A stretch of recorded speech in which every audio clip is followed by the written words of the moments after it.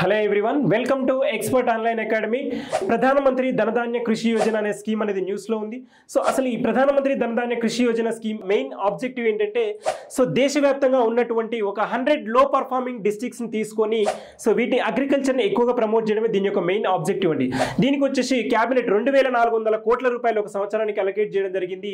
So ఇలా 6 years అనేది ఈ స్కీమ్ ఉంటుందండి. స్కీమ్ వచ్చేసి దేని నుంచి యాస్పిరేషన్గా తీసుకోవడం జరిగిందంటే, యాస్పిరేషనల్ డిస్ట్రిక్ట్ ప్రోగ్రామ్ నుంచి ఈ మోడల్ని తీసుకోవడం జరిగింది. సో అగ్రికల్చర్ బేస్ మీద ఉన్నటువంటి స్కీమ్స్ ఒక 36 స్కీమ్స్ అన్ని కూడా దీంట్లో మర్జ్ చేయడం జరిగింది.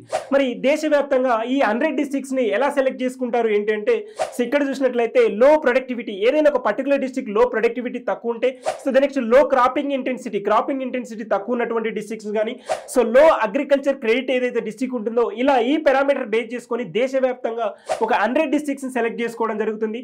మరి ఫెడరల్ బ్యాలెన్స్ చేయడం కోసం మినిమం ఒక డిస్ట్రిక్ట్ ని సెలెక్ట్ చేసుకోవడం జరుగుతుంది. ఒక స్టేట్ నుంచి ఒక డిస్ట్రిక్ట్స్ అనేది సో మినిమం అండి, మ్యాండేటరీ. ఏ ఏరియాస్ ఫోకస్ చేయడం జరుగుతుంది ఇక్కడ అగ్రికల్చర్ బేస్ అంటే, సో ఇరిగేషన్ కానీ, సో పోస్ట్ హార్వెస్టింగ్ స్టోరేజ్ కానీ, so credit access to the farmers కానీ, క్రాప్ డైవర్సిఫికేషన్ కానీ, the next organic farming promote చేయడము. సో ఇలాంటి విషయాలన్నిటి మీద కూడా దేశవ్యాప్తంగా సెలెక్ట్ చేసుకున్నటువంటి 100 డిస్ట్రిక్ట్స్ ఏవైతే ఉన్నాయో, ఈ 100 డిస్ట్రిక్ట్స్ మీద ఫోకస్ చేయడం జరుగుతుంది.